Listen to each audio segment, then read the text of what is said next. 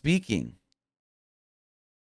of people getting brought back, Gallows and Anderson, Luke Gallows or Doc Gallows and Carl Anderson returned to WWE last week on Monday Night Raw, and tonight they got their return match against Alpha Academy. But we got a little more info on them coming to WWE, New Japan knowing about it, and much more from Sean Ross Sapp over at Fightful. Fightful reported that Gallows and Anderson had WWE interest while they were under contract to Impact and weren't exactly shy about it. However, their Impact deals got extended by a month and they finished up in late August. They were working in New Japan Pro Wrestling without contracts, and Carl Anderson is still the never openweight champion. But it's not going to turn into never going to, let me reread that. But it's not going to be the never going to defend that championship.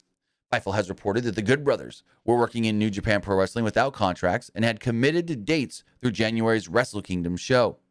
It was confirmed to us that New Japan Pro Wrestling was very aware that Gallows and Anderson were headed to WWE, and future New Japan Pro Wrestling dates are still happening.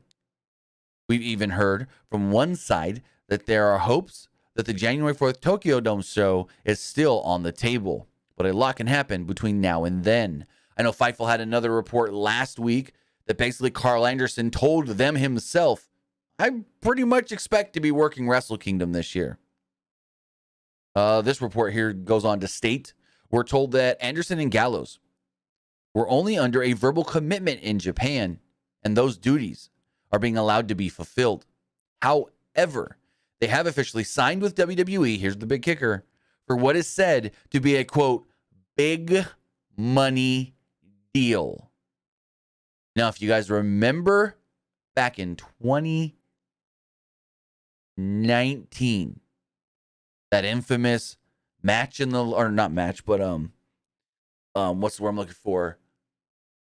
Meeting with Triple H in the locker room in Japan, where he set them aside and said, think about your families. We want to think about your families. We want to take care of your families. You stay with us. You know we're going to be here in 5 years. We're going to offer you, the rumored number was $750,000 a year. He's like, or you can pass on that and go to the other company, AEW. But Triple H reportedly told them, but can you guarantee they will be here in 5 years? And that whole spiel basically got them to sign. Basically got them to remain with WWE to, well, only be fired 6 months later by Vince, unfortunately.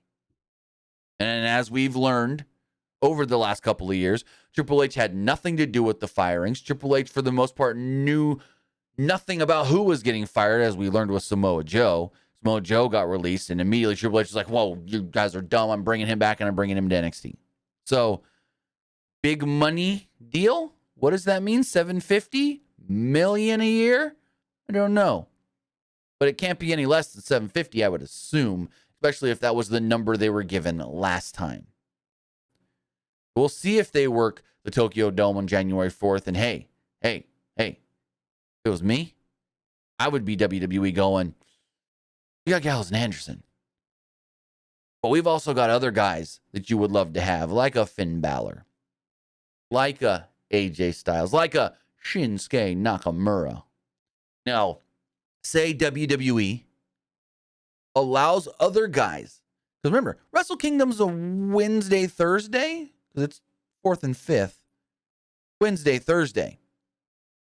So say they allow not just the Good Brothers to go over to Japan for these shows, but they say, who else you want?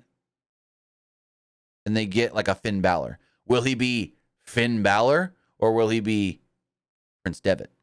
Or will it be Finn Balor, formerly known as Prince Devitt? That's a lot of speculation and hearsay and maybes and whatnots. We don't even fully know. But it'd be cool if WWE tries to start up some little working relationship with New Japan, even just for the next couple of months up until Wrestle Kingdom.